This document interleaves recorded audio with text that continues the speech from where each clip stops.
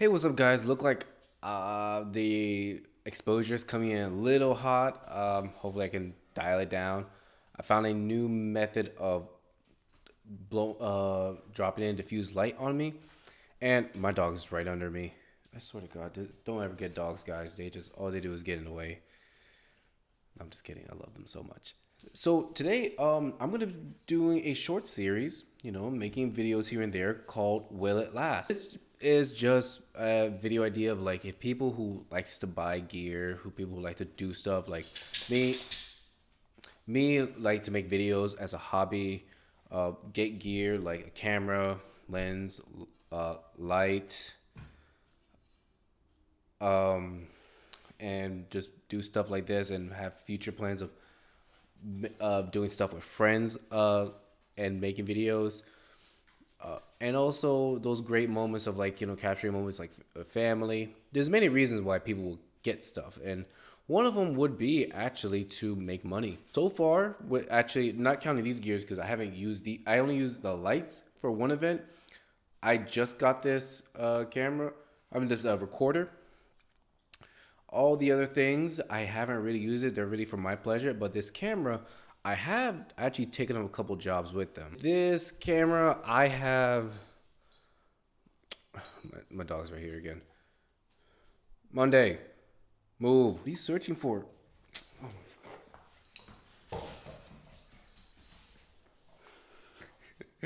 So I just paid, around like a thousand something for this camera, and so far, all the side gigs. Again, these side gigs I've done, I never really searched for it. They were like, people reach out to me, seeing if I could do something, and they paid me, and it happened to be a couple of time, and because I did one thing for one person, they spread the news, and other people want the same service.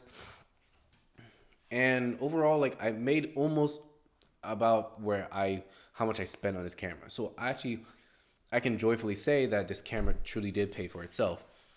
And when it comes to photography or videography, you probably can find ways to do stuff for people and get paid for it. And also, especially if you intensely research it and you love it and you prove and off rip, like without trying to sell someone how good you are, how much knowledge you have, you sell to them that you have all the knowledge. And an example would be like if people ask you, "Hey, so you like photography?" and you just express, "Yes, you do," um, and you show them some of the stuff you take, and like I said, I wish I take some stuff with people because this, that, and that. They easily can get you jobs.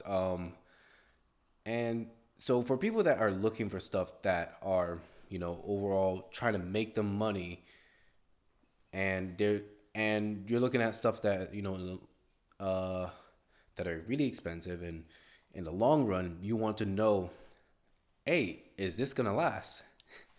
So that's what this is about.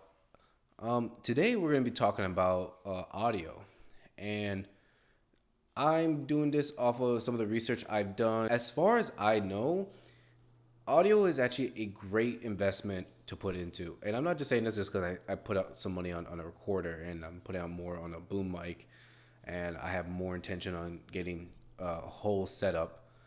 But I'm saying this because it's truly that is the case.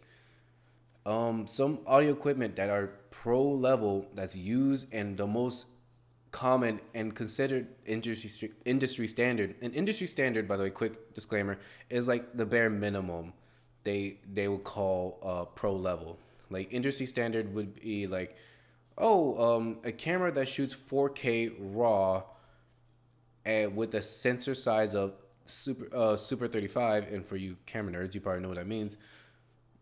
That's industry standard. And getting a camera that meets those criterias, that reaches that bare minimum. Now, is there better? Yeah, there's full frame 4K raw, full frame 4K plus, which is like 4.5K, 5K, 6K, 8, and all the way up to 8K. And then there's a full frame plus, which is anything that's larger than full frame.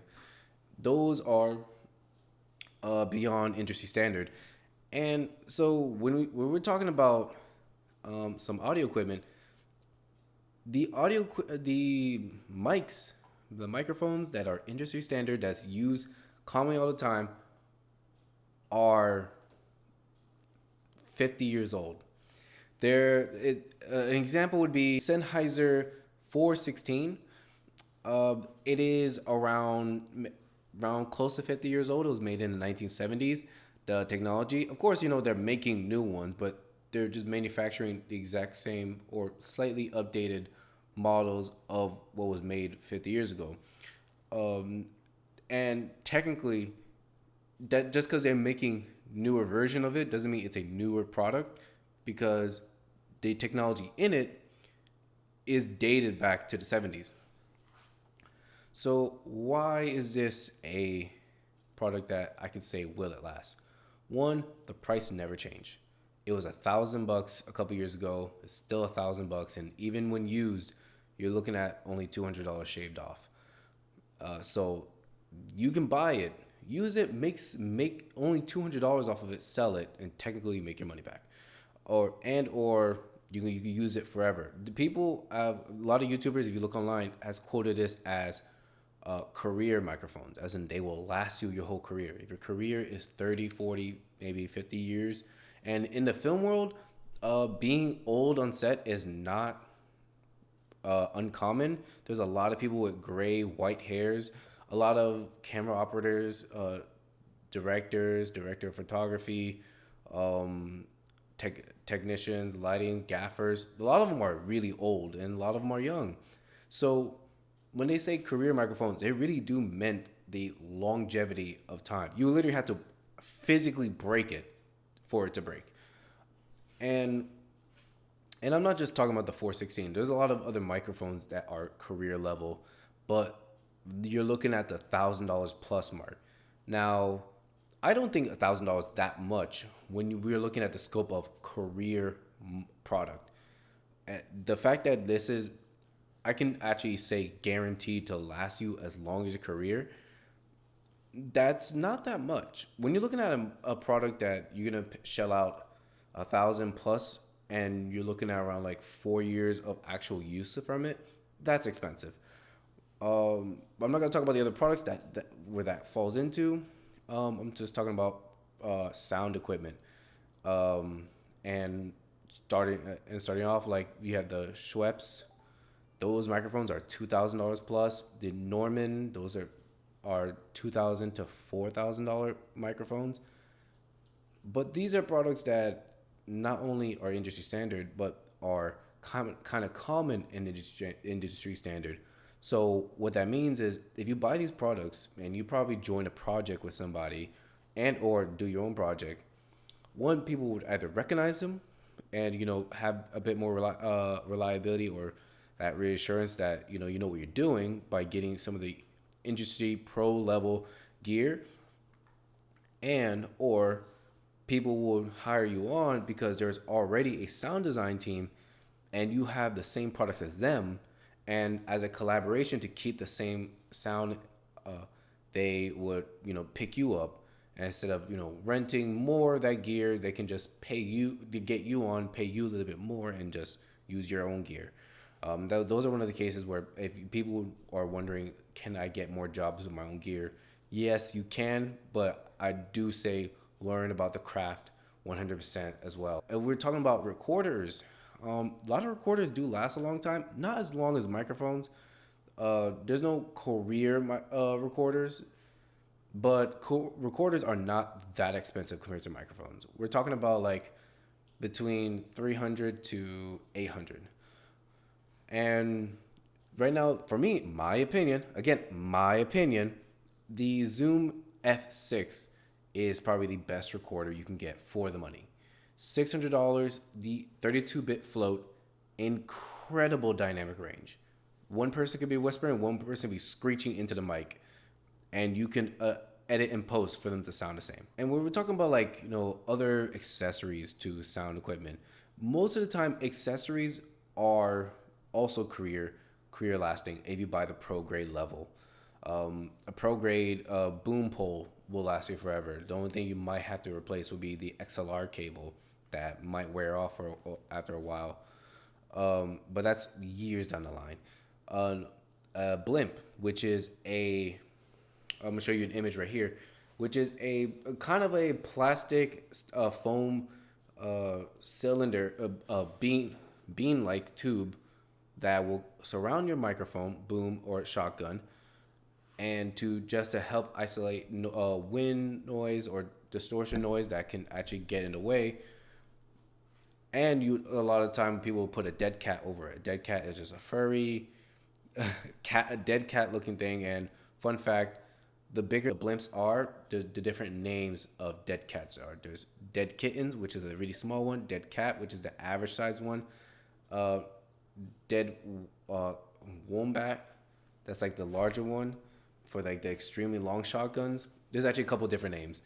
Uh, but yeah, overall, those can be career lasting as long as you treat them well. Another thing I could say would be a good set of open back headphones. They can be expensive, they can be cheap. Right now, I have the Samsung. Actually, no, I'm just gonna show it to you.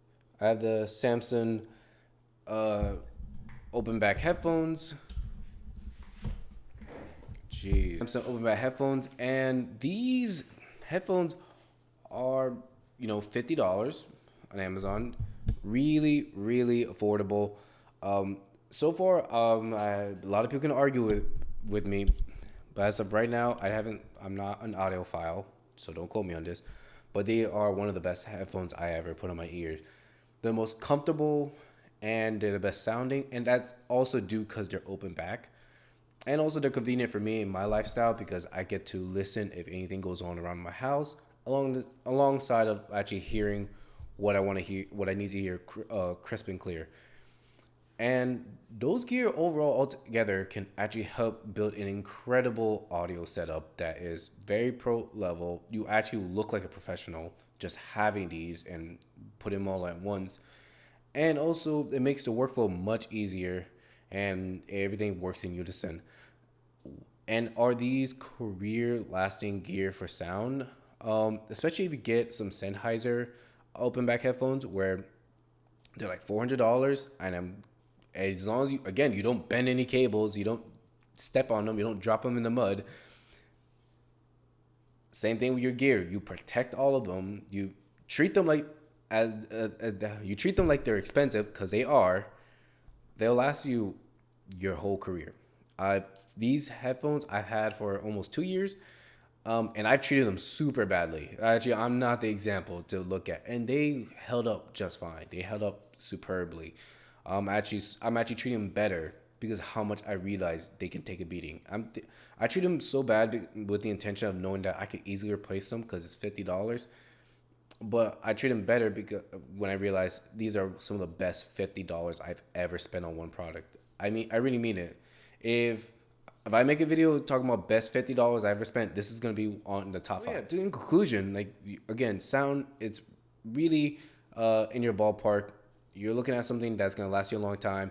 Now I'm gonna mention some sound equipment that might not last you your whole career, and we're talking about like prosumer grade sound equipment. When you buy them, of course, when they're like under $300, they're very affordable in that sense. They'll last you. They'll do what you need. Just don't expect them to last beyond 5 years. And when you're thinking about 5 years and you spend only like 100, 200, maybe $300, and then they break, that's actually pretty good. You really can't be mad about that. And that's you. If you've done project with them where you captured a moment, you had fun with people, you made funny videos, or you made money, it's probably worth it. And then so another thing would be probably one of the mics that I actually don't recommend the most. I have it, and my good friend also has one. But the more I use it, the more it's only meant for streaming and nothing else. Was the Blue Yeti microphone. I have but specifically the one that uses the USB to your computer, not the XLR one. That one's a much better product and much more versatile. Though you have to get more gear for it, but the Blue Yeti microphone, it's unable to be used unless you have a computer attached to it, which is extremely annoying. You cannot connect more than one to a computer. Um, that sucks. And two, it has this software ability that's really I know a lot of mics do this, but on the Yeti, it's really aggressive, which is the amount of self noise it makes when you don't speak. So I'll say this: when you start speaking and then you start going on your roll, it's starting to build up that radio voice. It started blocking out everything around it. The pickup patterns start to tighten and just wrap around just your voice, and it's really awesome. And your voice will sound pretty good. And I'm not saying it's sure level of nice deep audio richness, but it's almost there, and that's why people love this as a streaming camera, because people would be talking back to back. But unless your room is 100% treated, if you stop talking for 4 seconds, that pick up so much room noise and so much. I'm pointing over there because it's right there, and like I'm looking at it. It's it's one of the best and useless products I ever got. It was one of the best ones because I had fun moments with it, but it's one of the most useless because it was one of the hardest to use, and I much rather had the recorder that I have now. And I spent around like $130 on it. I could have made a better choice on like probably getting um, a cheap dynamic microphone and getting get a Phantom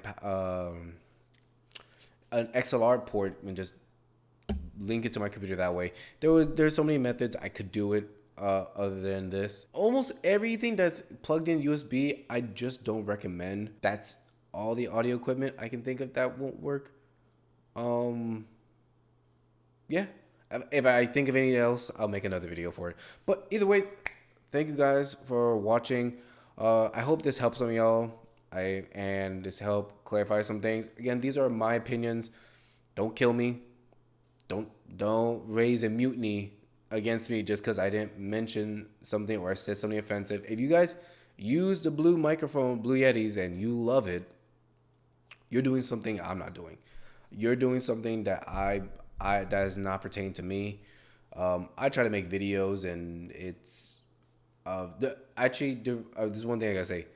I have a microphone on top of my camera and I have a recorder here. I use both of them at the same time, just one in case this fails.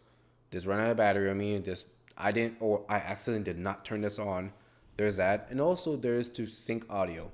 Before the video, I used a clap. Now, when I used to use both of this and the computer, and Yeti on my computer, they sounded so similar, and that kind of threw me off. Where again, this is okay. To be in fairness, the mic on top of my camera is not that far away. It's like around like closing on 2.5 feet away from my mouth. But that Blue Yeti microphone was always within like 6 inches of my mouth.